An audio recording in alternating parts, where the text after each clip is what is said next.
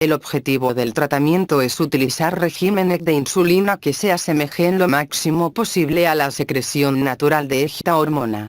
Control de la glucosa. El adecuado control de la glucosa en sangre permite reducir las complicaciones de la diabetes, tanto el riesgo de desarrollar enfermedades cardiovasculares a largo plazo, como el riesgo de desarrollar retinopatía, neuropatía y nefropatía. El objetivo del control de la glucosa en estos pacientes generalmente se considera en función de la concentración de la hemoglobina glicosilada, B1C, en sangre. Idealmente esta concentración debería situarse por debajo del 7%. Además, se recomienda mantener una glucosa en sangre antes de la comida entre 70 y 130 mg/dl, 3, 9, 7, 2 mol/L, y una glucosa máxima después de la comida inferior a 180 mg/dl, 10 mol/L. En personas con daño importante en diversos órganos o con múltiples enfermedades asociadas, el intentar conseguir objetivos tan estrictos de la glucosa puede llevar a que aparezcan hipoglucemias frecuentes. En este tipo de pacientes un objetivo de hemoglobina glicosilada por debajo del 8% puede ser suficiente. Insulina.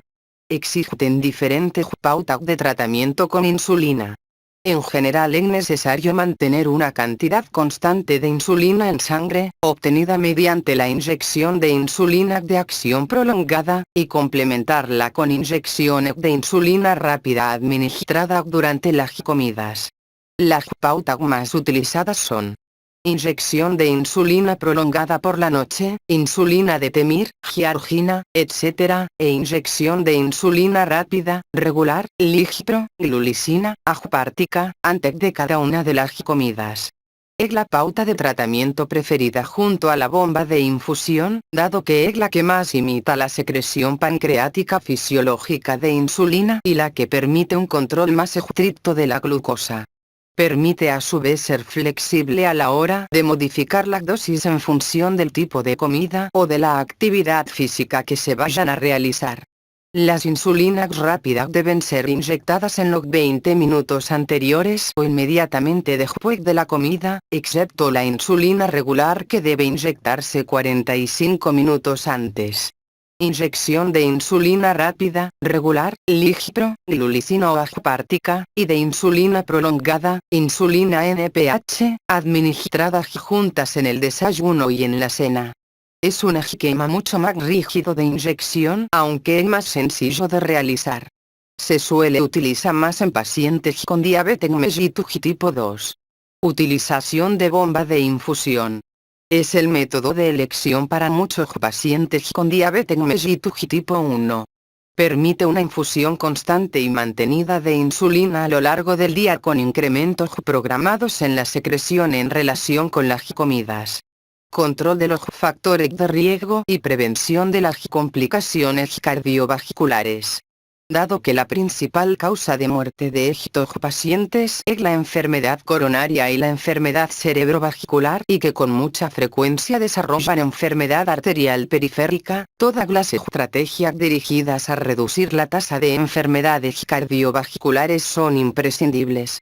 Además de realizar una dieta baja en grasas saturadas, de origen animal, ejercicio físico frecuente y de conseguir un óptimo control de la glucosa, para reducir las complicaciones cardiovasculares se recomienda: abstención absoluta de tabaco. Control de la concentración de colesterol en sangre mediante tratamiento con estatinas. Todo paciente diabético debería tener un colesterol malo, colesterol LDL, al menos por debajo de 100 mg/dl, aunque puede ser conveniente reducirlo incluso por debajo de 70 mg/dl. Para ello la mayoría de los pacientes deben recibir tratamiento con estatinas, un grupo de medicinas que baja el colesterol. Los únicos pacientes que pudieran no tener que recibir estatinas son los pacientes con diabetes de corta evolución que no tienen ningún otro factor de riesgo, incluida la ausencia de microalbuminuria, ni afectación de ningún órgano por su diabetes. En los pacientes diabéticos que ya tengan enfermedad cardiovascular, el colesterol LDL debe reducirse siempre por debajo de 70 mg/dl.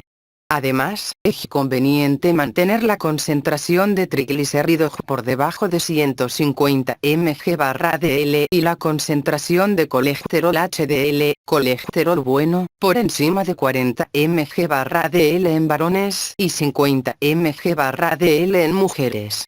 Antiagregantes. Existe mucha polémica sobre la eficacia de administrar antiagregantes, fundamentalmente aspirina, a los pacientes diabéticos que no hayan tenido todavía complicaciones cardiovasculares. Los últimos datos sugieren que su eficacia para reducir complicaciones cardiovasculares es modesta y no compensa el mayor riesgo de sangrado grave que los pacientes que consumen antiagregantes tienen. No existe, sin embargo, ninguna duda de que todo paciente diabético con antecedentes de ictus, AIT, infarto de miocardio, angina o enfermedad arterial periférica, debe recibir antiagregantes. Control óptimo de la presión arterial. De nuevo existe cierta polémica sobre la presión arterial óptima para un paciente diabético. Actualmente se acepta que debe estar por debajo de 140 mmHg de máxima, sistólica, y por debajo de 90 mmHg de mínima, diastólica. Quizá la recomendación previa de bajar por debajo de 130-80 mmHg sean exageradas, pero es probable que se deba bajar por debajo de 140-90, pero acercándonos a 130-80 sin sobrepasarlo. Para ello se debe seguir una dieta pobre en sal y administrar medicamentos antihipertensivos. Dado que existen muchas familias de antihipertensivos, las de primera elección en estos pacientes son las que bloquean el sistema renina-angiotensina, ya sea inhibidores de la enzima convertidora de la angiotensina, enalapril, lisinopril, etc., o antagonistas del receptor de la angiotensina 2, losartán, irbesartán, olmesartán, etc. Manejo de otros factores de riesgo. Hipertrigliceridemia.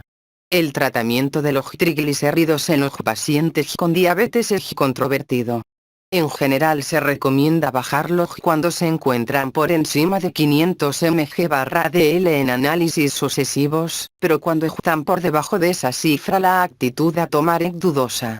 Los triglicéridos dependen del grado de control del azúcar en sangre, por lo que en pacientes con hipertrigliceridemia siempre se debe recomendar un control adecuado de la glucosa, la pérdida de peso y la abstinencia de alcohol y, solo entonces, valorar la conveniencia de administrar medicamentos.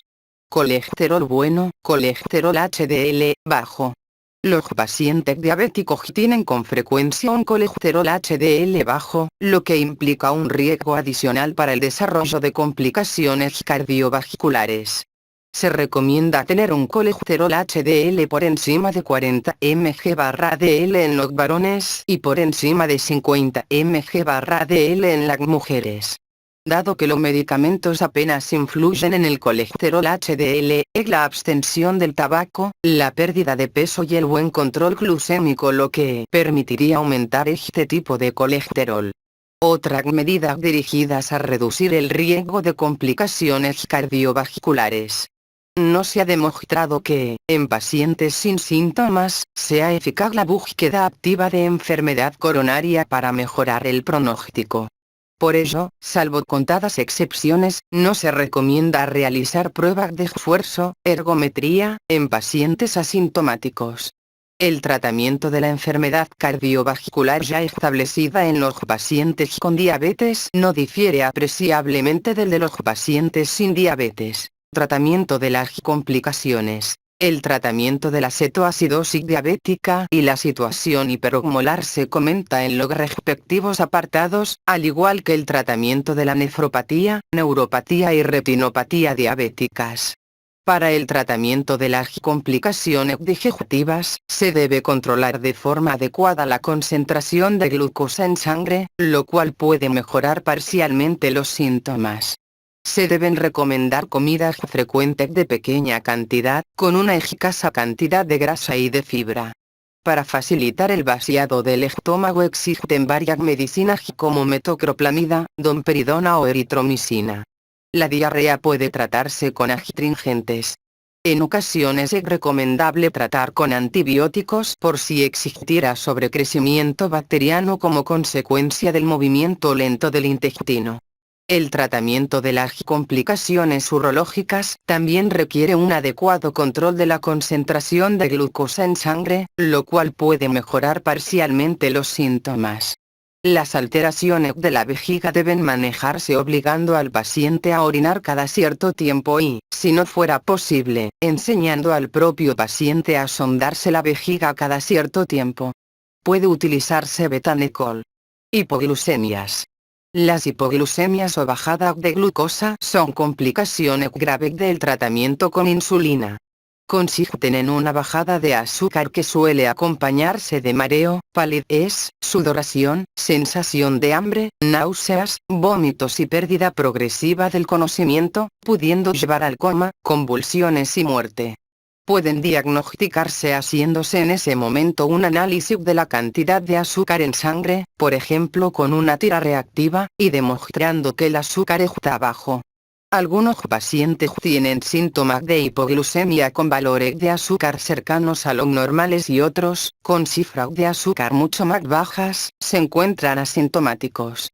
El tratamiento es la administración inmediata de azúcar. Si se está despierto en forma de zumo, caramelos o terrón de azúcar. Si se ha entrado en coma, mediante la colocación de sueros con azúcar, glucosados. También puede tratarse inyectando glucagón, una hormona que tiene un efecto contrario a la insulina. Los pacientes con diabetes deberían tener una jeringa de glucagón en su nevera para que cualquier persona se la pueda inyectar si pierden el conocimiento. Si el paciente recibe tratamiento con beta bloqueantes, puede tener una hipoglucemia y no presentar los signos típicos de alarma, ganas de comer, palidez, sudoración, mareo, por lo que puede entrar en coma directamente. Otras recomendaciones. Actividad sexual. La disfunción eréctil puede tratarse con medicinas para la impotencia, como el sildenafil, Viagra marca registrada, u otro medicamento de la misma familia, si bien tienen una eficacia algo menor en los pacientes con diabetes. En mujeres, la disfunción sexual puede mejorar utilizando lubricantes vaginales, tratando las posibles infecciones vaginales y utilizando estrógenos locales, en forma de crema vaginal, o sistémicos, en pastillas o parches. Toma de medicamentos. De forma general, no existe contraindicación para el consumo de cualquier otro medicamento. La presencia de insuficiencia renal puede limitar el consumo de algún fármaco o puede requerir reducir su dosis. Conducción. La diabetes no impide la conducción de vehículos, aunque muchas de sus complicaciones, por ejemplo la pérdida de visión, sí pueden hacerlo. El mayor riesgo sobre la conducción es la presencia de hipoglucemias, por lo que el control del azúcar debe ser adecuado para conducir sin riesgos.